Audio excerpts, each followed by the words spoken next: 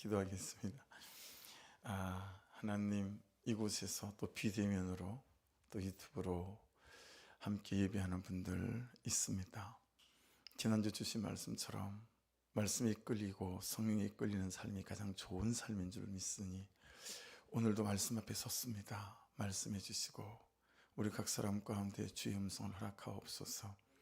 말씀이 말씀되게 하실 예수 그리스도 이름으로 기도드렸습니다. 아멘. 제가 2001년 4월 달에 이스라엘에 들어갔던 것 같습니다. 네. 제가 국제운전면허증을 발급받아서 갔기 때문에 우리 팀에서 저밖에 국제운전면허증을 갖고 있지 않아서 15인승 차를 렌트를 해서 우리나라 같으면 백두산이죠. 이스라엘의 제일 위에 있는 산, 그 헬몬 산에서부터 성경대로 지역을 다 따라 내려오면서 이스라엘 제일 마지막은 사해를 지나면 이제 네게브 사막이 나오거든요. 그 밑에까지 성경을 따라서 그렇게 이스라엘을 곳곳을 싹 좀 누벼본 때가 있었습니다. 성경을 따라 여기저기 예수께서 사역하셨던 곳에서 은혜도 받고 막 그랬었는데, 그 이스라엘 땅을 돌아다니면서 제가 보게 된 것 중에 하나가, 우리나라 천안에 가면 독립기념관이 있죠. 또 용산에 가면 전쟁기념관이 있습니다. 그런 것처럼 이스라엘은 전쟁기념관이라고 해야 될까요? 독립기념관이라고 해야 될까요? 도시마다 마치 시립도서관이 있는 것처럼 모든 도시에 전쟁기념관이 있습니다.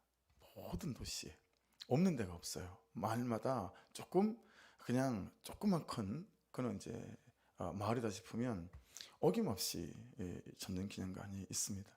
그걸 이제 들어가 보게 되면 굉장히 엄숙하게 해놨는데 뭐가 주로 전시가 되어져 있냐면, 아우슈비츠 수용소에서 600만 명의 유대인이 죽어갔던 사진, 그리고 이걸 분배를 해놨어요. 그래서 거기도 가면 실제 가스실에 들어갈 때 벗어두었던 그런 안경이 집만큼 쌓여 있어요.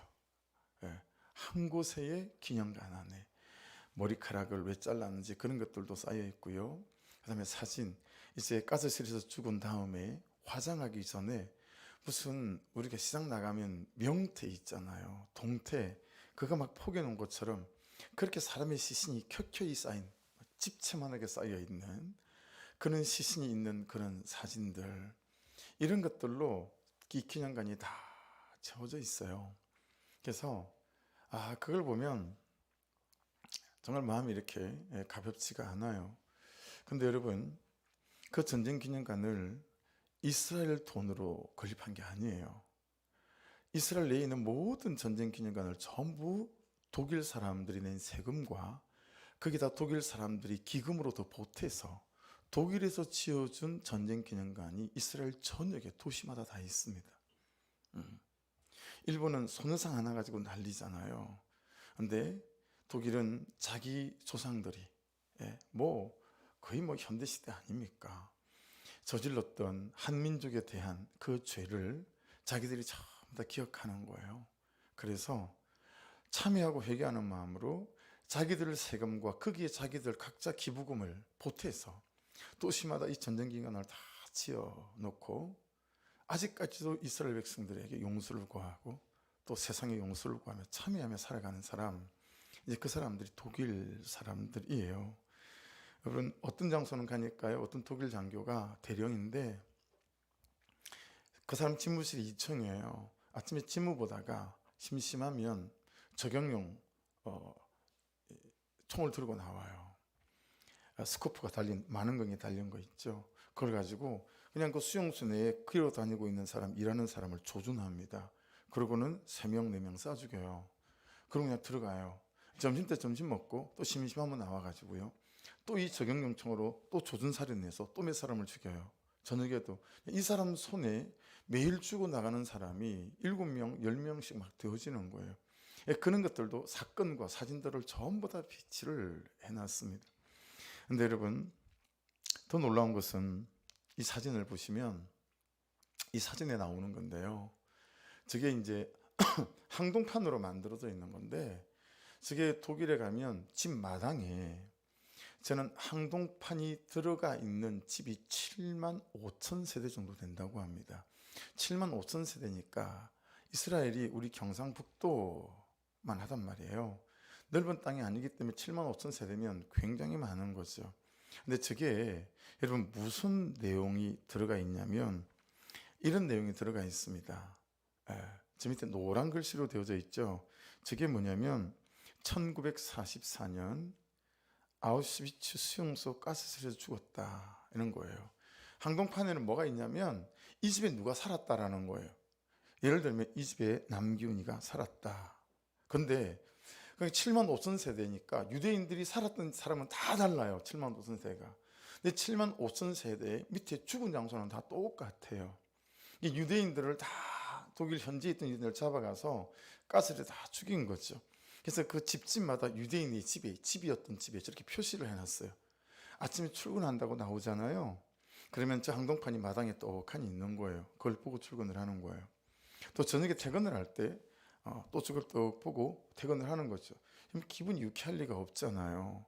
그럼에도 불구하고 독일 사람들이 유대인이 살았던 저 집집마다 저 전부 다 항동판을 만들어서 전부 다 정원에다 저렇게 딱 보이지 않는 데도 아니고 흔히 보이는 데다가 전부 다 배치를 해놨다고 합니다. 자기 할아버지일지도 모르는 독일 사람들이 여기에 살고 있던 유대인들을 유대인이라고 하는 이유 하나만으로 가스실에서 잔혹하게 600만 명이나 그렇게 죽였다라는 사실을 이 사람들이 다 기록해 놓은 거예요.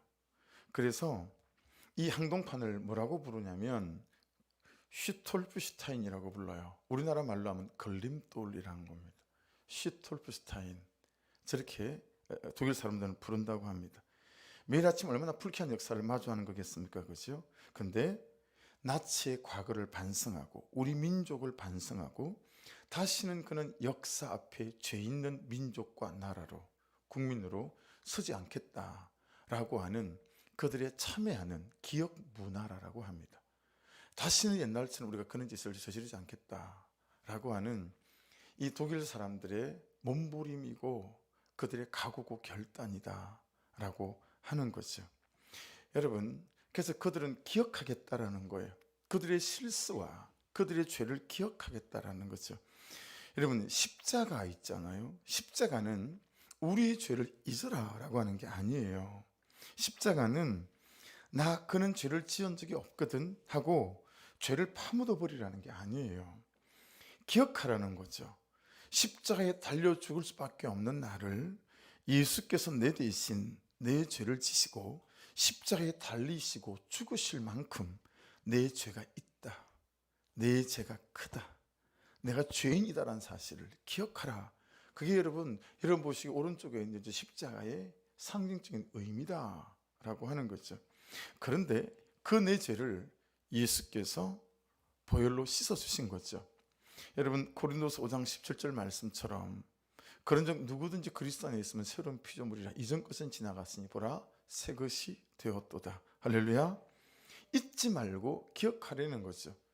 죄인이었지만 예수께서 씻어 놓으셨다라고 하는 거. 죄인이었다는 사실도 기억해라. 용서받은 깨끗한 존재라는 사실도 기억해라. 사랑받는 존재라는 사실도 기억하라 라고 하는 거죠. 이 복음이 여러분 사람을 잡아서 사람 고기를 먹던 지존파 김현량 씨를 통해하고 자복하게 만든 것 아니겠습니까? 사진에 보는 저 사람이 지존파 김현량 씨이거든요. 자막이 깨져서 잘 안 보이죠?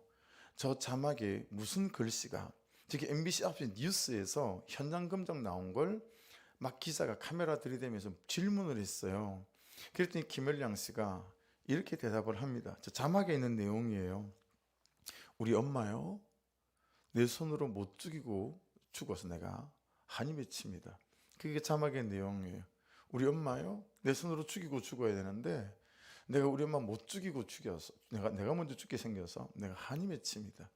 그 말을 하는 대목이 여러분 온 나라가 발칵 뒤집어지지 않았겠어요? 저때 굉장히 저는 어릴 때죠. 이 뉴스를 보고 있던 서빙고 온누리교회 이재명 집사님이라고 하는 분이 저 사람에게 관심이 생겼어요. 편지를 보내기 시작하고 편지에 복음을 담아 보내기 시작하고 편지가 다 반송되고 보지도 않는 거 찾아가기 시작합니다. 수없이 면회를 거절했지만 수없이 찾아가죠. 결국은 얼굴을 보게 되고 결국은 오랜 시간 자기에게 그토록 마음과 정성을 다하는 걸 보고 마음의 문이 열리게 되어졌습니다. 어느 날 점심 때 도시락을 싸와서 이제 같이 점심을 깜빵 안에서 먹는 뭐 그런 때가 있는 모양이에요. 명절 같은 때 이재명 집사님이 이 김일량 씨에게 현량아, 세상에서 너를 제일 사랑하는 사람 세 사람만 이름을 좀 대봐라. 그렇게 물어요. 자기 인생에 그런 사람이 없으니까 말을 못하고 쭈삣쭈삣하고 있는 김일량 씨에게 연이어서 이재명 집사님이 바로 질문을 합니다. 야, 그 중에서 너를 제일 사랑하는 그 세 사람 중에서 너를 왜 죽어줄 수 있는 한 사람만 말해볼래? 아버지, 어머니도 못 죽여서 안달이 날 만큼 거절감을 당했던 사람이니까 누가 자기를 사랑하는 사람이 있었겠어요? 그게 다 누가 자기를 왜 죽어줄 사람이 있겠어요? 그 눈만 멀뚱멀뚱 쳐다보고 있는 그 사람을 향해서 다시 질문을 바꿔서 이렇게 물어요. 그러면 현량아, 네가 제일 사랑하는 사람 세 사람만 이름을 대봐라. 이렇게 물어요. 또 말을 못하고 있는 그한테 연이어서 그러면 네가 제일 사랑하는 세 사람 중에서 네가 죽어줄 수 있는 한 사람만 말을 해봐라.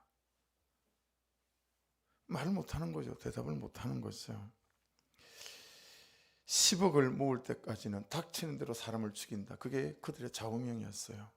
그게 그들의 삶의 목적이었어요. 10억을 모을 때까지는 옛날이니까. 요즘은 100억 이랬겠죠. 그리고 사람을 잡아 죽이는데 마음이 약해지는 거죠. 사람 고기까지 그들이 구워서 먹지 않습니까? 그랬던 사람인 거예요. 근데 이때 이 흔들리는 모습을 쳐다보고 이재명 집사님이 이렇게 복음을 전합니다. 현량아, 너를 위해 죽어줄 수 있는 사람이 아니고 이미 너를 위해 죽어준 사람이 있다.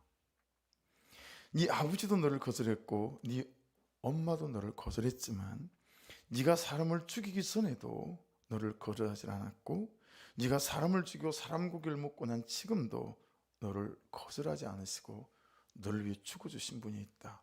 그분이 예수 그리스도다.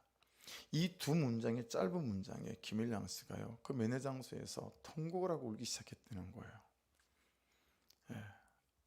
그러면서 이 사람의 회심이 시작되어집니다.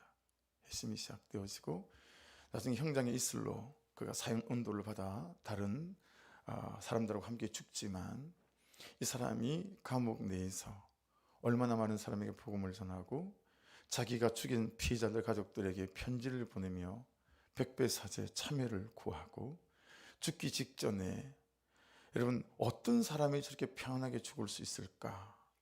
그리고 형장 이슬로 살아계기 직전에도 혹시 이곳에 계신 분들 중에서 예수 안 믿는 분이 있다면 저처럼 후회하지 말고 예수 그리스도를 나의 구주로 믿으십시오. 그게 그 사람의 마지막 말이었습니다.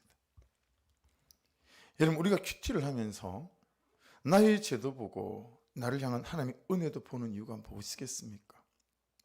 그 죄를 보는 것이 괴롭고 슈톨프슈타인처럼 걸림돌, 그렇죠? 괴롭지만 다시 그 죄로 돌아갈 수 없기에 말씀 안에서 나의 죄를 보는 것 아니겠습니까? 그의 죄를 따지고 묻지도 않고 판단하고 정죄하지 않고 나의 죄만 보고 가는 거, 왜 그렇게 합니까? 해보시면요, 나의 죄만 보고 가는 게 여간 어렵지 않습니다. 그 순간에 확 닥치고 나면 아니 뭐야? 내가 잘못한 것도 없는 것 같은데 혈기가 나오고요, 판단이 나오고요, 정죄가 툭 튀어나오고요. 그러고 나면 돌아서고 나면 아차 하는 거죠. 나의 죄만 보고 가기로 했는데. 여러분 보세요. 은혜는 예외가 없습니다. 은혜는 예외를 두지 않습니다. 이 김일량 씨 같은 사람에게도 여러분 예외 없이 하나님이 그분의 은혜가 그를 다시 살게 만들었다라고 하는 것입니다. 나도 그도 그 사람도 이만한 죄인도 저만한 죄인도 누구라도 은혜는 여러분 예외가 없습니다. 혹시 때때로 내가 나를, 여러분이 여러분 자신을 이 하나님의 은혜 밖에 두지 않는가? 다른 사람이 나를 욕하고 나를 판단하는 건 10분의 1도 안 되지 않습니까? 얼마나 내가 내 자신을 많이 판단하고 내가 내 자신을 정죄합니까? 얼마나 내가 내 자신을 안 될 사람이라고 저주하고 넌 이것밖에 안 될 거라고 말뚝을 박아냅니까? 여러분, 여러분이 하나님의 은혜 밖에 두지 않기를 주의 이름으로 축복합니다. 여러분은 남편과 아내는 어떠십니까? 여러분의 자녀는 어떠시고 여러분의 가족은 어떠십니까? 하나님의 은혜가 그는 못 바꿀 거라고 생각하십니까? 그는 못 돌아올 거라고 생각하십니까? 하나님의 은혜는 예외가 없는 줄로 믿습니다. 하나님의 은혜는 예외가 없는 은혜입니다. 아멘 하십시다. 나도 바꾸고 아멘 그도 바꿉니다. 나도 용서하셨고 그도 용서하십니다. 나도 돌아오게 하셨고 그도 돌아오게 하실 줄로 믿습니다. 제가 처음에 오늘 이 성경 본문을 통독해서 읽을 때 굉장히 기분 나빴던 단어가 하나 있습니다. 이 성경 읽어가는데 이 단어를 딱 마주할 때 되게 기분이 나쁜 거예요. 그 단어가 뭐였냐면 여러분 3절에 나오는 호련이라는 단어입니다. 호련이. 아니 왜요? 왜 이 사울이라는 사람만 호련히 예수님이 나타나 주십니까? 내가 이렇게 당신이 갈급하고 이렇게 몸부림을 치는데 내게는 영 떴던 미지근하신 것 같고 아니 호련이라니요. 하나님 이 사람이 누굽니까? 이 순간도 사울이라는 사람은 무슨 짓을 하고 살아갑니까? 한번 읽어볼까요? 1절 2절 다시 시작. 사울이 주의 제자들에 대하여 여전히 위협과 살기가 등등하여 대제사장에 가서 다메섹 여러 회당에 가서 그걸 공문을 청하니 이는 만일 그 도를 따르는 사람을 만나면 남녀를 막론하고 결박하여 예루살렘으로 잡아오려 함이라. 아니 제발 나 좀 찾아주십시오. 은혜를 부어주십시오. 성령을 부어주십시오. 그렇게 기도하고 있는 우리에게는 뜨뜻미지근한 것 같은데 여전히 나도 냉랭한 것 같고 내가 기도하고 있는 그 사람도 냉랭한 것 같은데 지금 이 사람은 예수 믿는 사람 잡아 죽이려고 가고 있는데 호련이라니요. 호련이 하늘로부터 빛이 그를 둘러 비추다니요. 왜 나는 안 주고 그는 왜 줍니까? 이런 반감이 생기는 거 있죠. 그러다 어느 날 이 완악한 죄인인 저를 찾아오시는 주님을 만나면서 제가 깨닫게 된 거, 사울에게 임한 예외가 없는 은혜가 깨달아졌습니다. 그리고 예외가 없는 은혜가 또한 저를 찾아오신 거구나, 이게 깨달아졌습니다. 여러분, 우리에게 있는 게 무엇입니까? 오늘 설교 제목은 있는 것과 없는 것입니다. 우리에게 있는 게 뭐죠? 나를 향한 하나님의 예외가 없는 은혜입니다. 할렐루야. 저와 여러분에게는 예외 없는 하나님의 은혜가 있습니다. 여러분 잘 기억하셔야 합니다. 십자가는 n분의 1로 우리에게 오지 않았어요. n분의 1로 나에게 오지 않은 거예요. 여러분 그냥 십자가는 전부로 왔습니다. 할렐루야. 십자가의 은혜는 n분의 1로 60억에 70억의 1로 내게 온 게 아니에요. 그냥 십자가의 은혜는 전부로 우리 각 사람에게 온 거예요. 오해하지 마십시오. 예수는 우리를 위해 죽지 않았어요. 예수는 나를 위해 죽은 거예요. 네. 예수는 우리를 찾아오신 게 아니고 예수는 나를 찾아오신 거예요. 내 인생의 허무한 배 위에 그분이 나를 찾아내시고 오르신 거예요. 여러분 나에게 있는 것이 이것이고 우리에게 있는 것이 이것입니다. 아무도 예외를 두지 않는 이 하나님의 은혜. 할렐루야. 여러분 사울에게 주님이 처음 찾아오셨다는 소식을 접하게 됐을 때 아니 왜 하필 그놈에게 찾아가셨대? 이런 사람 여러분 저는 수도 없었을 거라고 봅니다. 사울 때문에 감옥에 있는 사람, 사울 때문에 내 가족이 감옥에서 죽은 사람, 사울 때문에 감옥에 들어갔다가 나온 사람, 그 수없는 사람들이 아니 왜 하필 사울 그놈에게 왜 주님이 찾아나셨다는 거야? 이런 얘기 얼마나 많이 했을까요? 내 말씀은 명확한 거예요. 예외 없다. 은혜는. 여러분 하나님이 무슨 일을 할지 모릅니다. 하나님이 어떻게 하실지 모릅니다. 어떻게 바꾸실지, 어떻게 변화시킬지 아무도 모릅니다. 이건 그냥 하나님이 하시는 일입니다. 할렐루야. 이 영역은 하나님의 것입니다. 여러분, 나에 대하여 누구에 대하여도 기대를 꺾지 않는 은혜가 있기를 주의 이름으로 축복합니다. 따라해 보십시오. 나도 이 은혜 안에 있고 그도 이 은혜 안에 있다. 예. 그래서 여러분, 제가 신학교에서 배운 게 이거예요. 기숙사 72명이 같이 사는데 저놈은 대체 왜 신학을 할까?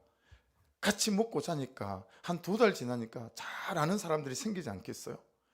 공부는 안 하고 신학생이 돼가지고 교회 가면 전도사 소리를 들을 텐데 수업을 맨날 대출하고 거짓말로, 예, 여자 꽁무니만 쫄쫄 쫓아다니고, 어느 날 보니까 저 그물에서 담배 피고 앉아있고, 어느 날 보니까 술집에서 술 마시고 앉아있고, 저놈은 왜 도대체 신학교를 왔을까? 그런 사람이 한둘이 아닌 거 있죠. 야, 그런데요, 기사 전통이 밤 10시 되면 그 5cm짜리 두툼한 스티로폼을 요만하게 잘라서 기숙사 때 입수하면 그 선물로 줍니다. 그 선배하고 2인 1실이니까 선배가 가자 그러면 안 갈 수가 없어요. 신학교는 군기가 세가지고요, 옥상 집합 제법 하거든요. 옥상 집합, 그럼 옥상 집합해야 돼요. 예, 엎드려 버텨도 하고 빠따도 맞고 그랬어요. 선배가 가자 그러니까 안 갈 수가 없으니까 그 방석 들고 터덜 따라가는 거예요. 네. 근데 일주일 안 해도 한 번은 무릎을 꿇지 않겠어요? 그렇게 한 달을 따라가고 2달을 따라가고 3개월을 따라가더니요, 세상에 그런 친구들한테도요, 예외 없는 하나님의 은혜가 임하고요, 인생이 바뀌고 존재가 바뀌는 거 있죠. 그래서 제가 그때 진짜 복음의 능력을 내가 봤어요. 와, 하나님은 언제 어떻게 바꾸실지 모르겠구나. 예, 할렐루야. 여러분, 어쩌면요, 제가 거기 앉고 여러분에게 설교하실 수도 있으세요. 기대하십시오. 여러분 언제 여러분을 바꾸실지 몰라요. 예. 근데 여러분, 말씀은 이걸 우연이라고 하지 않아요. 기억하셔야 됩니다. 호련히는 우연이 아닙니다. 자, 사도행전 7장 그 앞에 있는, 여기에 다메섹에 있기 전에 사울이 어디 있는지를 잘 보십시오. 55절 60절입니다.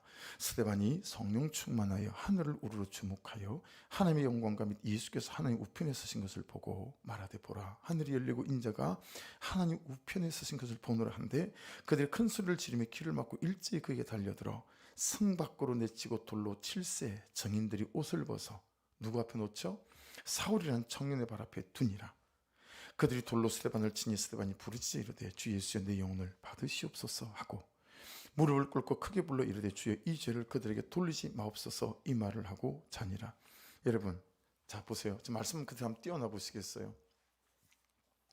이 드라마가 내 드라마라면, 이 드라마가 내 인생의 드라마라면 우리가 원하는 드라마의 결론은 무엇이어야 합니까? 보세요. 지금 저 말씀 위에 하늘이 열렸죠. 하나님이 우편에 쓰신 것을 봤죠. 인자가 예수 그리스도 하나님 우편에 쓰신 것을 봤어요. 자, 그러면 이 드라마가 내 드라마라면 어떻게 되죠? 이 하나님이 내려와야지요. 그렇죠? 하나님이 너무 바쁘시면 천군 천사를 보내야 맞지요. 그렇죠? 그 하나님의 천군 천사가 불을 뿜든지 벼락을 치시든지 나를 돌로 쳐 죽이고 있는 이 죽일 놈들을 싹 쓸어버려야 맞는 것 아니겠어요? 그런데 하늘이 열리고 인자가 하나님 우편에 서신 것을 봤는데 주님이 그냥 계십니다. 그죠? 아무 일도 하지 않으세요. 그냥 돌에 맞아 죽는 것을 그대로 보고 계세요. 굳이 따지자면 하신 일이 없는 건 아니죠. 스데반의 영혼을 받으신 거니까. 여러분, 스데반 집사님은 몰라도 우리는 이 결론을 내 결론으로 받아들이고 싶지 않아 합니다. 왜요? 하나님에 대한 전적인 신뢰, 믿음이 없기 때문에 그렇습니다. 잘 저를 쳐다보시겠어요? 한 5분간만 잘 신경을 집중해 보십시오. 저 영생에 대한 명백한 믿음이 없기 때문에, 저 천국이 없기 때문에, 저 영생이 없기 때문에, 저 천국도 사실이 아닌 것 같고 실제가 아니기 때문에, 여러분, 내가 붙잡고 사는 결론도 아니기 때문에요. 예. 그냥 이 스데반 집사님의 결론을 내 결론으로 우리는 붙잡고 싶어 하지 않습니다. 우리에게 있는 것이 예외 없는 은혜라면 우리에게 없는 것이 이것입니다. 우리에게 있는 것이 예외가 없는 은혜라면 우리에게 없는 것은, 따라하십시오, 하나님이 내게 가장 좋은 것을 허락하실 것이다. 할렐루야.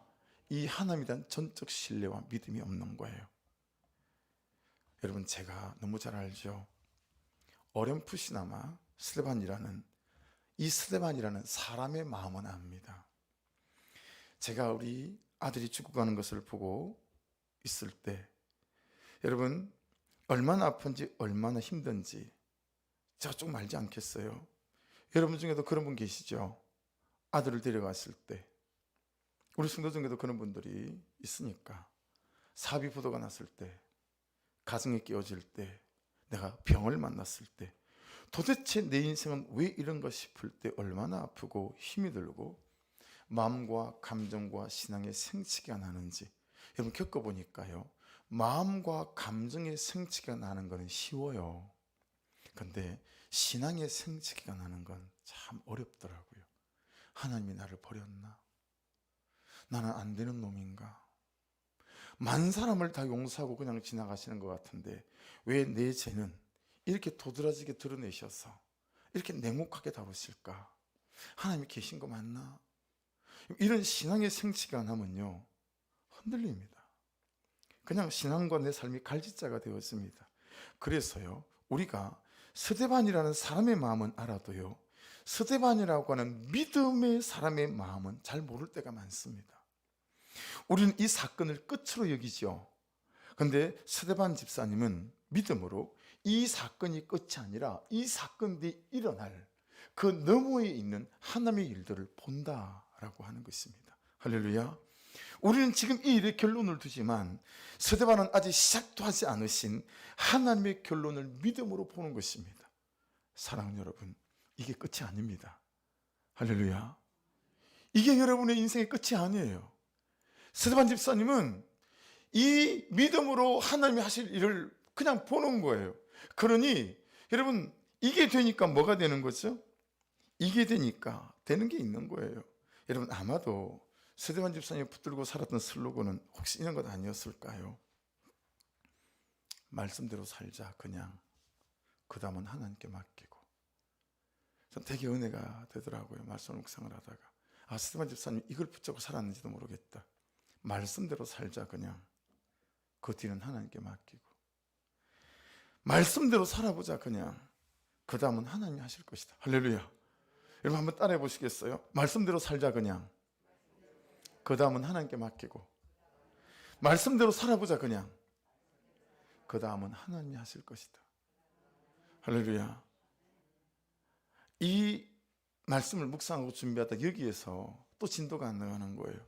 왜요? 부딪히는 게 있다는 거예요. 제 안에 부딪히는 게 있는 거예요. 1월 달이 되면 교회도 세금을 냅니다. 청해본부랑 지방에. 근데 우리 결산이 1억 4천 얼마 나왔잖아요. 뭐 이런저런 공사할 때 추가된 것도 좀 안 들어가서 따지면 1억 5, 6천은 될 텐데, 1억 4천이면 세대 교인 숫자 대비 우리가 경상 지출비 대비 총회비 몇 프로, 지방회비 몇 프로 이렇게 세금을 내야 돼요. 그럼 우리 교회 같으면 1월 달에 그렇게 지출해야 돈이 한 700 정도 될 거예요. 야, 7만 원도 아까운데 700을 어디다 갖다 냅니까? 여러분, 돈 아깝잖아요. 저도 돈이 무지 아깝거든요. 아니, 도와주지를 못할 망정, 어려운 때. 그래서 여러분, 이제 이런 도전들이 있으니까 그냥 그대로 적어서 냅니다. 올해도 우리 결산 나온 거 그대로 내죠. 근데 경상비를 이제 그대로 내면 매년 지방의 전체 회계를 맡고 있는 장로님한테 전화가 와요. 목사님, 줄여서 내주십시오. 왜냐하면 우리가 이 총회비를 총회 못 내잖아요. 그러면 지방에서 대납을 해야 돼요. 왜냐하면 1년마다 총회를 하는데 이 총회비를 안 내면 지방의 목사님들이 총회 참석이 안 돼요. 입장이 안 되는 거예요. 그러니까 지방에서 대납을 하고 그 다음에 우리한테 이제 몇 개월에 걸쳐서 분할로 받아가야 되는 거죠. 그러니까 너무 종업이 낼 돈이 많으면 지방이가 너무 골치가 아픈 거예요. 그게 아예 줄여서 낼 만큼만 적어내라는 거예요. 매년 이게 연령사나 1월달 되면 골치가 아파요. 그러니까 사모님이 목사님 500이 됐든 1000만이 됐든 그냥 되는 대로 있는 그대로 그냥 하나님한테 맡기고 그냥 적어내십시다. 근데 여러분 그렇게 적어냈죠. 내면 반드시 전화가 와요. 목사님 300명 400명 모이는 교회도 목사님보다 적게 적어냅니다. 마음 어려워하지 마시고 적어내십시오. 줄여서. 이러는 거죠. 이게 딱 걸렸어요. 말씀대로 살자 그냥. 그 다음은 하나님께 맡기고. 그것도 법인이 지켜야 되지 않겠습니까? 그 속이는 건데. 이거 원고에 없는 얘기인데 그만 일부 예배 때 해버렸어요. 그래서 지금도 해요. 제가 이제 이게 오늘 예배 끝나고 나면 후회를 얼마나 하는지 몰라요. 여러분 11조 아까우시죠? 다른 사람 돕는 거 아까우시고 이것저것 뭐 아까운 거 많잖아요. 시간도 아깝고. 여러분 말씀대로 살아보십시다. 그리고 그냥 한번 맡기십시다. 할렐루야. 여러분의 인생을 모르겠을 때, 방법을 모르겠을 때 말씀대로 하면 됩니다. 그런데 우리에게 이게 없는 거예요. 죄다 칼질이에요. 다 타협이에요. 죄다 타협해요. 예. 이게 없으면 이것도 없습니다. 두 번째 없는 걸 잘 보십시오. 60절 같이 읽어요. 7장 60절입니다. 무릎을 꿇고 크게 불러 이르되 주여 이 죄를 그들에게 돌리지 마옵소서. 이 말을 하고 자니라. 성경은 죽었다라고 하지 않고 원어가 뭔지 찾아봤더니 진짜 자니라라고 표현했더라고요. 이게 얼마나 놀라운 비밀인지. 모든 사람이 죽는 건데 나한테는 그게 자는 건 거예요. 왜요? 앞에 게 있으면 뒤에 게 그렇게 된다라는 거죠. 여러분 우리에게 없는 게 뭐냐면 스데반으로 사는 것, 스데반이 되어주는 것이 없다는 얘기예요. 여러분 돌을 들어서 자기를 찍어 죽이고 있는데 그 죄를 그들에게 돌리지 말래요. 우리는 어떻게 할까요? 얼마나 눈을 부릅뜨고 이빨을 갈면서 내가 죽어서 구천을 떠돌더라도 내가 너와 너의 가문을 가만두지 않으리라. 여러분 이게 우리의 서사 아닙니까? 근데 여러분 스데반 집사님이 어떻게 하는 거예요? 주님 제발 이 죄를 저들에게 돌리지 마십시오.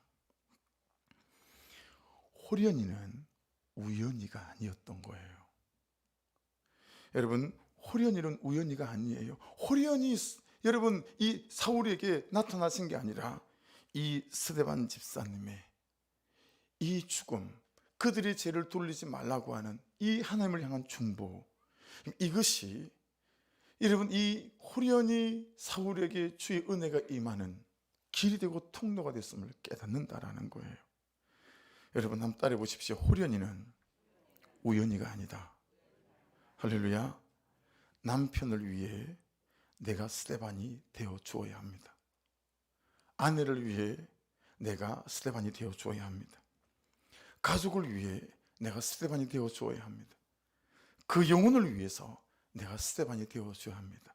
그러면 그 인생 속에 호련히 주님이 찾아가시는 역사들이 나타나게 될 줄로 믿습니다. 그래서 시편 126편은 이렇게 말씀합니다. 울며 씨를 뿌리러 나가는 자는 반드시 기쁨으로 그 곡식단을 가지고 돌아오리로다. 할렐루야. 네. 우리에게 이것이 없죠. 우리는 죽어주는 것은 고사하고 아무도 손해보려고 하지 않습니다. 왜 그렇게 가족을 위해 사는 남편으로 우리는 불평이 많은지, 가족을 위해 사는 아내로 왜 그렇게 원망과 판단이 많은지, 내 영혼을 돌보는 목장과 교회 공동체를 향한 판단, 불순종은 왜 그렇게 많은지. 죽어주는 스데반이 없으면 살아나고 살리는 호련이도 없습니다. 같이 한번 따라 읽어볼까요? 시작. 죽어주는 스데반이 없으면 살아나고 살리는 호련이도 없습니다. 할렐루야. 죽어주는 스데반이 있어야 합니다. 그래야 살아나고 살리는 호련이도 내 인생 속에 찾아오게 되었습니다. 단 한 번도 사울은 예수를 본 적이 없거든요. 예수를 핍박한 적도 없거든요. 사울은 예수 믿는 사람을 핍박한 것 뿐이에요. 그런데 주님은 5절에 뭐라고 말씀하시죠? 나는 내가 박해하는 예수다. 그렇게 말씀하십니다. 여러분 적용해 보십시오. 하시고 있는 그 일은 예수가 주신 일입니다. 성실하고 진실하지 않다면 예수를 핍박하는 것일 수 있습니다. 내게 주신 사람들은 예수가 주신 사람들입니다. 사랑하지 않는다면 예수를 핍박하는 것일 수 있죠. 내게 주신 삶, 예수가 주신 삶입니다. 감사함으로 살아내지 않는다면 이 역시 예수를 핍박하는 것일 수 있습니다. 여러분, 사울은 주님께서 사울아 사울아 이렇게 부르실 때 5절에 이렇게 대답하죠. 주여 누구시니까? 라고 묻습니다. 여러분 보세요. 사울이 질문했지만 사실은 이 대답은 사울이 해야 할 대답이었어요. 여러분, 여러분에게 주님은 누구십니까? 빌립보 가이사라라고 하는 동네에 예수님이 제자들과 함께 갔을 때 예수님이 묻잖아요.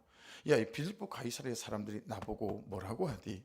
엘리야라 그러기도 하고요, 선지자 그러기도 하고요. 됐다, 됐어. 그건 그렇다 치고 너한테 나는 누구냐라고 물어요. 너희들에게 나는 누구냐? 그렇게 물어요.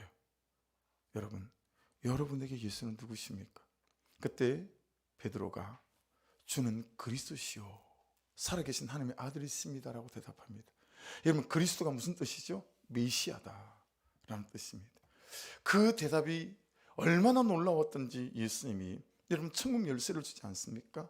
네가 땅에 매면 하늘에서 매일 것이고 땅에서 풀면 하늘에서 풀릴 것이다 라고 주님께서 말씀하십니다.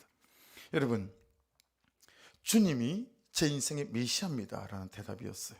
주님이 제 문제의 메시아입니다 라는 대답이었고, 주님이 제 병의 메시아입니다 라는 대답이었고, 주님이 제 실패한 삶의 메시아입니다 라는 대답이었고, 주님이 제 제된 삶의 메시아다라는 대답이었습니다. 여러분, 맞습니까? 우리 한번 선포하실까요? 주님이 제 인생의 메시아입니다. 주님이 내 문제의 메시아입니다. 주님이 제 병의 메시아입니다. 주님이 제 실패한 삶의 메시아입니다. 할렐루야. 그 고백을 했던 거예요. 여러분, 내가 내게 하나님이 하나님이시기만 하면 하나님은 채우시고 고치시고 일어나게 하시는 줄 믿습니다. 아멘이시죠? 자, 그러니 아멘 하셨으니 하나님은 하나님이시기 때문에 문제 없어요. 아멘. 그렇죠? 하나님은 나를 채우시기 원하시는 분이시니까 문제 없어요. 아멘이시죠? 자, 그렇다면 뭐만 남아요? 나만 남아요. 문제는 나예요. 여러분, 말씀은 수많은 곳에서 뭐라고 말씀하시냐면 문제는 너다 라고 말씀하세요. 제일 처음에 화요일에는 예외가 없는 은혜로 설교 제목이 잡혔다가 그 다음에는 뭐하냐라고 잡혔습니다. 야, 이렇게 예외가 없는 은혜가 있는데 도대체 너는 뭐하냐? 내 성도들이 듣기 너무 도전적이어서 그 다음에는 이 뭐하냐에서 제목이 바뀌었어요. 문제는 너다. 이것도 너무 도전적이잖아요. 그리고 있는 것과 없는 것으로 말씀 제목이 바뀌었어요. 사랑하는 여러분, 나의 문제는 무엇입니까? 그럼 문제는 넌데 나의 문제는 무엇입니까? 하나님과의 만남이 없는 나. 그게 사울이었죠. 여러분, 지식의 문제일까? 중심의 문제일까? 방향의 문제일까? 경험의 문제일까? 그럴 수 있겠죠. 가장 중요한 것은 만남의 문제예요. 나에게 예수 만난 다메섹이 없는 거예요. 여러분, 하나님이 살아계신 것처럼 내가 사라지지 않는다. 하나님이 다 보고 계신 것처럼 내가 사라지지 않는다. 하나님이 다 듣고 계신 것처럼 사라지지 않는다. 그럼 우리의 문제는 무엇일까요? 이 하나님이 살아계신다는 건 사실인 이게 내게 실제가 되지 않는 거 아니겠어요? 그러니 여러분, 볼펜이 있으시다면 오늘 본문 18절 비늘 나오죠. 비늘. 즉시 사울의 눈에서 비늘 같은 것이 벗어서, 이거 레피스란 사실은 이미 다 알고 계시죠. 그 비늘에다 이렇게 적어 놓으십시오. 제한. 하나를 더 적으시면 한계. 이렇게 적으십시오.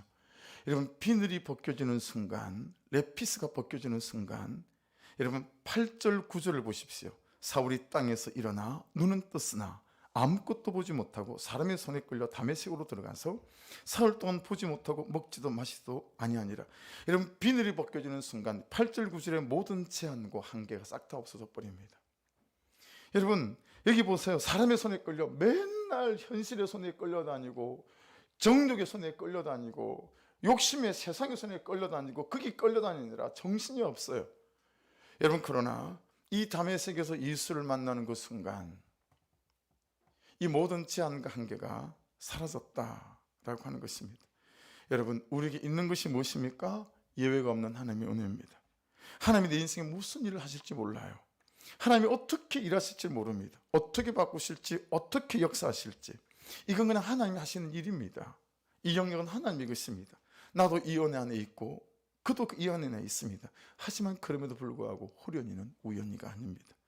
죽어주는 수레반이 없으면 살아나고 살리는 호련이도 없다라고 하는 것입니다. 여러분, 우리에게 없는 게 뭐라고요? 이 살아계신 하나님에 대한 온전한 믿음이에요. 여러분, 하나님을 만나는 다메섹이 여러분에게 날마다 있기를 주의 이름으로 축복합니다. 내가 나를 위한 수레반이 돼야 돼요. 여러분, 나를 위해서 죽어주는 내가 있어야 돼요. 나를 위해서 나를 위해 울어주는 내가 있어야 돼요. 나를 위해 금식하는 내가 있어야 돼요. 나를 위한 수레반조차도 될 수 없으니 누구를 위한 수레반의 삶이 될 수 있겠어요? 그렇지 않아요? 내가 나를 위해서도 울지 않으니 내가 누구를 위해서 울겠냐고요. 내가 나를 위해서도 금식해 본 적이 없으니 누가 나를 위해 금식을 해주고 누구를 위해서 내가 금식을 하겠냐고요. 여러분, 나를 위한 이 수레반이 없으면요, 이 하나님의 깊이 있게 다가오시는 이 인격적인 매일의 만남 속에 머물 수 없다라고 하는 것입니다. 그래서 여러분, 9절을 보십시오. 11절을 보십시오. 사울은 기도했고 검색했더라. 10절에도 아냐니아도 기도했고 기도했기에 하나님이, 주님이 부르시니까 순종합니다. 여기 있나이다. 야, 사울에게 가라. 아우, 주님, 그놈이 어떤 놈인지 모르세요? 야, 내가 쓸 사람이다. 아멘. 그리고 찾아라 그러기에 찾고 순종합니다. 17절에 보면 그 아나니아가 예수 이름으로 안수했고 그때 성령이 충만했습니다. 그러면 18절에 비늘이 벗겨지면 모든 제한이 한계가 사라졌습니다. 그 19절에는 그가 강건했다, 그렇게 말씀하고 있습니다. 여러분, 그렇게 쫄랑망한 독일이 이 시대 이렇게 유럽을 평정하는, 유럽은 독일 없으면 일이 안 되잖아요. 어떻게는 강한 국가가 다시 됐을까? 그 자기들이 지었던 죄를 걸림돌 삼아 이스라엘 곳곳에 기념관을 지어주고 자기의 죄를 돌아보게 하고, 자기 집 마당에 유대인이 살았던 집마다 항공판을 넣어놓고 여기에서 살았으나 가스실에 죽었다. 근데 그걸 우리가 했다. 그래서 그들에게 그 걸림돌이 디딤돌이 된 거예요. 여러분, 예수 안에 있으면 우리의 상처 같은 모든 걸림돌이 예수께서 나를 축복하시는 디딤돌이 될 줄로 믿습니다. 할렐루야. 그러므로 여러분, 2주 동안 제가 기도해 보면서 또 기도 제목을 보면서 또 9시 기도를 하고 그러면서 제가 느낀 바가 있어요. 야, 우리가 코로나 때문에 많이 은혜가 식었다. 성령으로 뜨겁지 못하다. 여러분, 우리가 얼마나 뜨겁게 기도하던 교회입니까? 그래서 일주일 동안 어차피 기도하는 거, 새벽 기도 때 말씀을 좀 반으로 줄이고 성령을 주십시오. 그렇게 좀 기도하게 되겠다, 그런 마음이 막 들었어요. 여러분, 우리 말씀이 순종이잖아요. 그래서 그냥 감동 주시는 건 제가 다 합니다. 하나도 제끼지 않으려고 합니다. 감동 주시면 다 하려고 지금 이렇게 머물고 앉아 있는 거잖아요. 일주일은 여러분 오십시오. 새벽에 오십시오. 저녁에 오십시오. 오전에는 빼고. 그래서 저녁 9시에도 성령 주십시오. 우리에게 다메섹 광야에 그 예수를 만나게 도와주십시오. 여러분, 그래서 내 제한과 한계가 사라지게 도와주십시오. 기도하려고 합니다. 하나님, 내게 예외 없는 은혜가 있다고 하셨으니 붙잡습니다. 하지만 없는 게 있습니다. 하나님을 신뢰하는 온전한 믿음을 더하여 주시고 인격적으로 날마다 주님을 만나 성령으로 충만케 하여 주옵소서. 할렐루야. 있는 것은 붙잡으시고 없는 것은 구할 때에 우리의 삶에 하나님이 일하시는 놀라운 역사가 시작될 줄로 믿습니다. 그렇게 한 주간 동안 한번 깨워보시고 몸부림쳐 보시고 나를 위해 내가 죽어주는 스테반 되셔서 나로 인해 모두가 사는 그 귀한 역사 가운데 세워져 갈 수 있기를 주의 이름으로 축복합니다. 모든 걸림돌이 디딤돌 될 수 있기를 주의 이름으로 축복합니다. 기도하겠습니다. 말씀 붙잡고 같이 한번 기도하십시다. 하나님 아버지, 이런저런 상처도 한계도 많습니다. 제한도 많습니다. 아직 오늘 말씀 통해서 있는 것은 예외가 없는 은혜가 있다고 여사오니 그 예외가 없는 은혜를 간절히 간구하는 아버지 은혜를 부어주시고, 아버지 없는 것이 있다고 여사오니 참으로 스데반 집사님이 아버지 하나님, 이 죽어주는 스데반 집사님으로 말미암아 호련이가 우연히가 아니었다라고 하는 이 사실을 깨닫게 도와주셔서 이 한 주 동안에도 남아있는 삶 안에도 날마다 담에색이 하나님을 만나는 이 사건이 내 사건 되게 도와주셔서 아버지 제한 없는 조건 없는 한계 없는 은혜를 누리며 사는 인생이 되게 하여 주옵소서. 우리 주여 한번 부르고 기도드리겠습니다. 주여! 아버지 감사합니다. 내가 나를 위해 울지도 못하는 사람이 되어 있습니다. 내가 나를 위해 울지도 못합니다. 내가 나를 위해서 아버지 하나님 죽어주지도 못합니다. 아버지 스데반 집사님의 아버지 죄를 그들에게 돌리지 마옵소서 라고 죽어주는 이 죽음이 아버지 호련히 어느 날 다메섹 광야에 서 있는 이 사울에게 아버지 하나님의 은혜가 임하여 그를 살아나게 만드는 이 역사 속에 아버지 오늘 말씀을 통해서 우리에게 주시는 주의 음성이 있음을 깨닫게 되었습니다. 하나님 예외가 없는 은혜를 붙잡게 도와주시고 아버지 은혜를 부어주셔서 아버지 은혜를 부어주셔서 아버지 호련이는 우연이 아님을 기억하게 도와주셔서 아버지 죽어주시는 아버지 이 호련이 없이는 아버지 하나님 호련이도 없음을 아버지 깨닫게 도와주셔서 하나님 더 이상 아버지 나를 주의 은혜 받게 두지 않게 하시고 아멘. 우리 가정을 주의 은혜 받게 두지 않게 도와주시고 예수 이름으로 아버지 나의 삶을 가져가고 나의 영혼을 가져가고 아버지 우리의 가정을 가져가며 나의 문제와 염려를 주님 앞에 가져가게 도와주셔서 아버지 예외가 없는 그 은혜 속에 거하며 예외가 없는 그 은사와 능력을 경험하고 사는 아버지 하나님의 사람이 될 수 있도록 인도하여 주시옵소서. 아버지 내 인생에 무슨 일을 하실지 모르는 그 하나님을 바라보며 삼하며 나아가게 도와주소서. 서대만 집사님의 그 믿음을 주시기를 원합니다. 아버지 이것이 끝이 아닙니다. 여기가 끝이 아닙니다. 여기가 결론이 아닙니다. 아버지 이것이 나의 인생의 결론인 것 마냥 주저앉아 있지 않게 도와주시고 믿음으로 이 일 뒤에 행하실 아버지 그 하나님의 역사와 능력을 바라보며 이 걸음을 걸어갈 수 있는 우리 모두가 될 수 있도록 아버지 간섭하여 주시옵소서. 주님 끊임없이